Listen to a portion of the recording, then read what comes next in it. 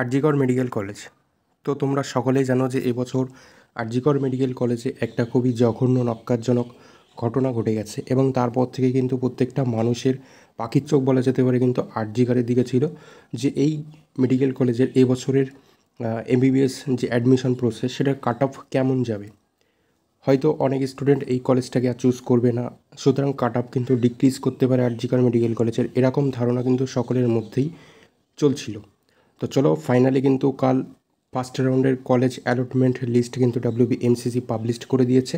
তো চলো আজ আমরা আরজিকর মেডিকেল কলেজের এবছরের কাট অফটা কেমন যাচ্ছে সেটা নিয়ে ডিটেলসে ডিসকাস করব। তার পাশাপাশি হচ্ছে যে আরজিকর মেডিকেল কলেজের টোটাল সিট ডিস্ট্রিবিউশনটা কেমন আছে সেটা নিয়েও ডিসকাস করব।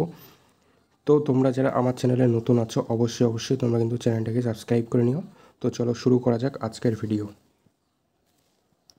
তো দেখো NEET 2024 RG Kar medical college and hospital round one cut off, প্রত্যেকটা ক্যাটাগরি ওয়াইজ কিন্তু ডিটেলসে ডিসকাস করবো কাট অফটা।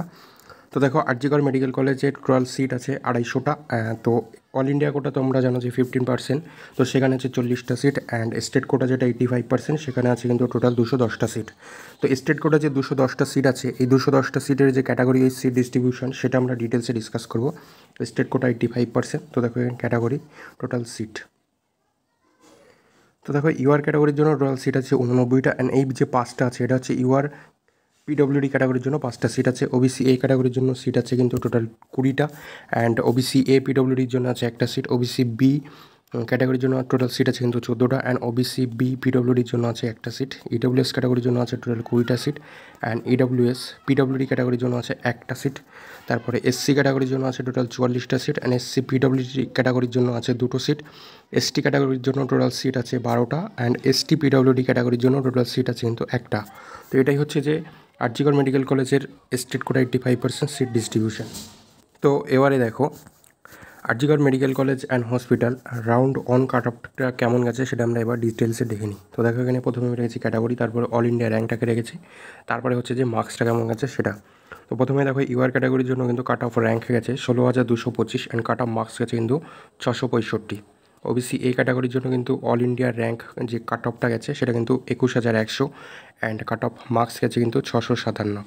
ওবিসি বি ক্যাটাগরির জন্য কিন্তু কাট অফ র্যাঙ্ক গেছে 25,127, অ্যান্ড কাট অফ মার্কস গেছে কিন্তু 652। ইডব্লিউএস ক্যাটাগরির জন্য কিন্তু কাট অফ র্যাঙ্ক গেছে 48,758, অ্যান্ড কাট অফ মার্কস গেছে কিন্তু 626। এরপরে দেখো এসসি ক্যাটাগরির জন্য কিন্তু কাট অফ র্যাঙ্ক গেছে 86,412, অ্যান্ড কাট অফ মার্কস গেছে কিন্তু 592।